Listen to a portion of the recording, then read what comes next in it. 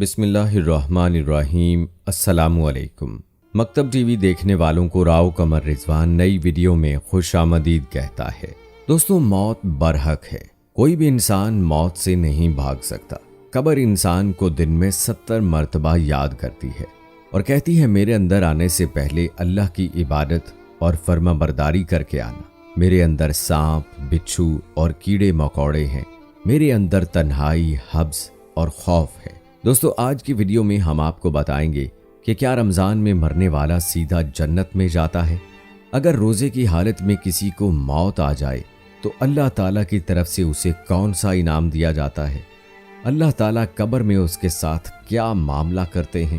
بہت سے لوگوں نے سنا ہے کہ رمضان میں مرنے والا سیدھا جنت میں جاتا ہے۔ آج کی ویڈیو میں ہم آپ کو اس بارے میں تفصیل سے بتائیں گے۔ اس کے ساتھ ساتھ ہم آپ کو یہ بھی بتانے والے ہیں کہ جن گھروں میں رات کے کھانے کے برتن نہیں دھوئے جاتے ان گھروں میں کیا ہوتا ہے، ان گھروں میں کون کون سی بیماریاں اور پریشانیاں آتی ہیں، حضرت علی رضی اللہ تعالی عنہ کا اس بارے میں کیا فرمان ہے۔ اس کے ساتھ ساتھ یہ بھی بتایا جائے گا کہ حضرت علی رضی اللہ تعالی عنہ نے فرمایا کھانا کھاتے وقت ایک غلطی مت کرنا۔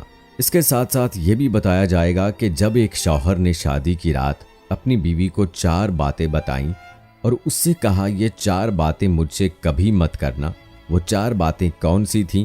اللہ پاک قرآن کریم میں فرماتا ہے روزہ میرے لیے ہے اور میں ہی اس کا اجر دوں گا۔ اللہ کے نزدیک یہ دنیا ایک رائی کے دانے کے برابر بھی حیثیت نہیں رکھتی۔ انسان اگر یہ بات سوچے کہ اللہ کے نزدیک یہ دنیا رائی کے دانے کے برابر بھی حیثیت نہیں رکھتی تو اللہ کے نزدیک روزے کا اجر کیا ہوگا؟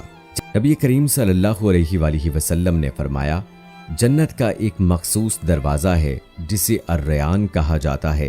یہ دروازہ صرف روزے داروں کے لیے ہے، جس میں روزے داروں کے علاوہ کوئی شخص داخل نہیں ہو پائے گا، اور جب سب روزے دار اس دروازے سے گزر جائیں گے تو اس دروازے کو بند کر دیا جائے گا۔ جنت کے 8 دروازے ہیں جبکہ جہنم کے 7 دروازے ہیں۔ یہی وجہ ہے کہ اللہ کی رحمت اس کے غضب پر غالب ہے۔ دوستو، اکثر لوگوں کے ذہن میں یہ سوال پیدا ہوتا ہے کہ کیا رمضان میں مرنے والا جنت میں داخل ہوگا، اسے عذاب قبر نہیں ہوگا؟ تو یہ بات سچ ہے۔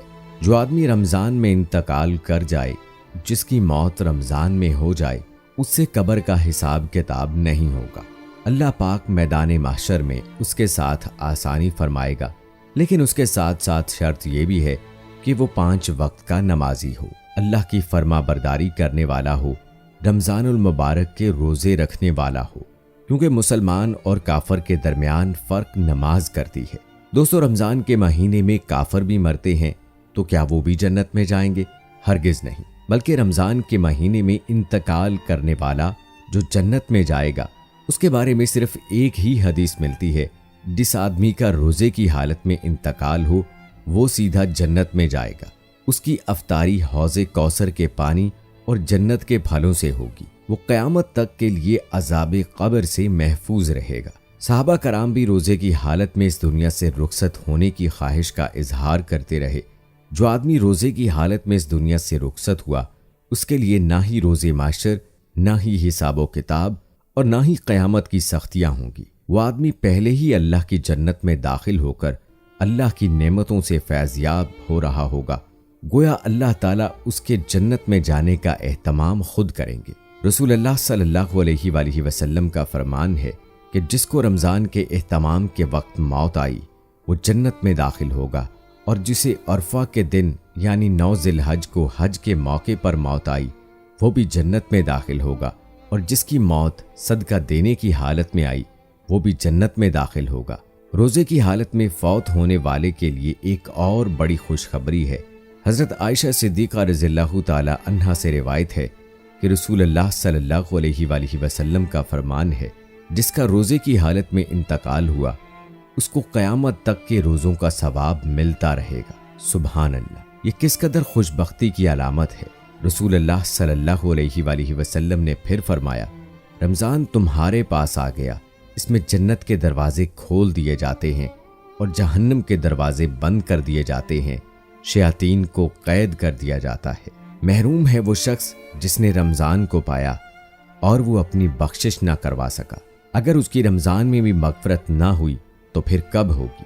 حضرت انس بن مالک رضی اللہ تعالی عنہ سے روایت ہے کہ رمضان کے مہینے میں مردوں سے عذاب قبر ہٹا لیا جاتا ہے۔ آپ صلی اللہ علیہ وآلہ وسلم نے فرمایا، جب رمضان المبارک کی پہلی رات ہوتی ہے تو شیطانوں اور سرکش جنوں کو بیڑیاں پہنا دی جاتی ہیں اور جہنم کے دروازے بند کر دیے جاتے ہیں، ان میں سے کوئی بھی دروازہ کھولا نہیں جاتا۔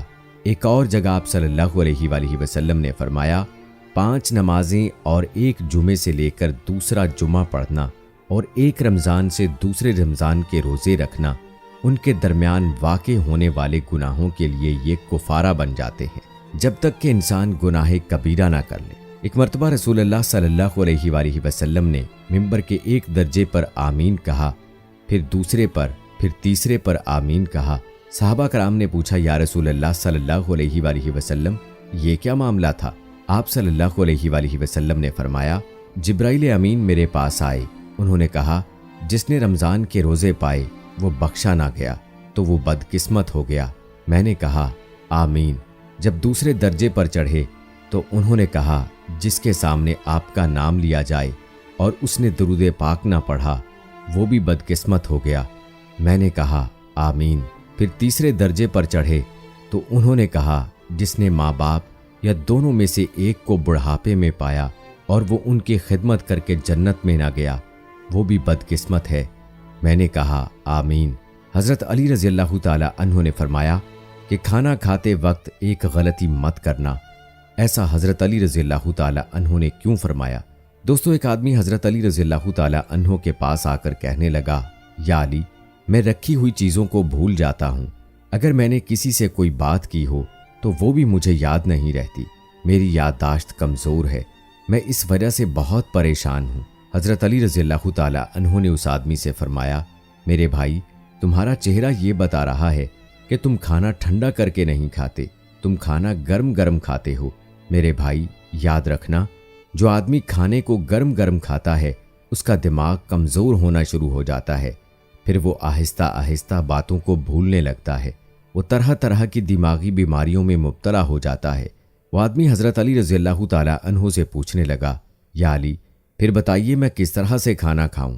آپ رضی اللہ تعالی عنہ نے فرمایا، کھانے کو بیٹھ کر کھایا کرو، کھانے کو آہستہ آہستہ چبا چبا کر کھایا کرو، کھانا کھانے سے پہلے پانی پیا کرو، کھانا کھاتے وقت غیر ضروری باتیں نہ کیا کرو، کھانا کھاتے وقت چھوٹے چھوٹے نوالے بنا کر منہ میں ڈالا کرو، کھانا کھانے کے بعد اللہ کا شکر ادا کیا کرو۔ جو آدمی کھانا کھانے کے بعد اللہ کا شکر ادا کرتا ہے وہی کھانا اس کے لیے شفا بن جاتا ہے۔ دوستو، اب آپ کو بتاتے ہیں کہ شادی کی رات شوہر نے اپنی بیوی کو 4 نصیحتیں کون سی کی۔ اس نے کہا، مجھے تم سے محبت ہے اس لیے میں نے تم سے شادی کی، اگر کسی وجہ سے مجھ سے غلطی ہو جائے تو میری اس غلطی پر صبر کر لینا، مجھے ڈھول کی طرح نہ بچانا۔ بیوی نے کہا، اس کا کیا مطلب ہے؟ شوہر نے کہا، مجھے غصے کے وقت کوئی جواب نہ دینا، مجھ سے راز کی سبھی باتیں کرنا لیکن لوگوں کے شکوے اور شکایتیں نہ کرنا۔ دل ایک ہے، یا تو اس میں محبت رہ سکتی ہے یا پھر نفرت، ایک وقت میں دونوں چیزیں دل میں نہیں رہ سکتی۔ اگر میری کوئی بات بری لگے تو دل میں نہ رکھنا۔ حضرت علی رضی اللہ تعالی عنہ کا ان گھروں کے بارے میں کیا فرمان ہے جن گھروں میں رات کے برتن نہیں دھوئے جاتے؟ ایک عورت حضرت علی رضی اللہ تعالی عنہ کی خدمت میں حاضر ہوئی اور عرض کرنے لگی، یا علی، میری وہ کون سی عادت ہے جس کی وجہ سے میری تکلیف اور پریشانیاں ختم نہیں ہوتی؟ حضرت علی رضی اللہ تعالی عنہ نے فرمایا، اے عورت، تمہاری ایک عادت بہت بری ہے جس کی وجہ سے تمہاری پریشانیوں میں اضافہ ہوتا جا رہا ہے، وہ یہ کہ تم رات کے برتن ایسے ہی چھوڑ دیتی ہو۔ اے عورت، یاد رکھنا، جن گھروں میں رات کے برتن ایسے ہی پڑے رہتے ہیں ان گھروں میں شیطان برتنوں کی مہک سونگھتے ہوئے آتے ہیں اور ان برتنوں میں سے بچا ہوا کھانا کھاتے ہیں۔ اس طرح ان گھروں میں پریشانیوں کا سلسلہ شروع ہو جاتا ہے، اس گھر کے افراد آپس میں لڑنے جھگڑنے لگتے ہیں، ایک دوسرے سے نفرت کرنے لگتے ہیں، اس طرح گھر کا سکون تباہ و برباد ہو جاتا ہے۔ امید کرتے ہیں دوستو ہماری آج کی ویڈیو آپ کو پسند آئی ہوگی۔ اس ویڈیو کے حوالے سے آپ اپنی رائے کمنٹ باکس میں ضرور دیجیے گا۔ اگر آپ نے ابھی تک ہمارا چینل سبسکرائب نہیں کیا ہے تو ابھی کر لیں۔ ملتے ہیں اگلی ویڈیو میں، تب تک کے لیے مجھے اجازت دیں۔ فی امان اللہ۔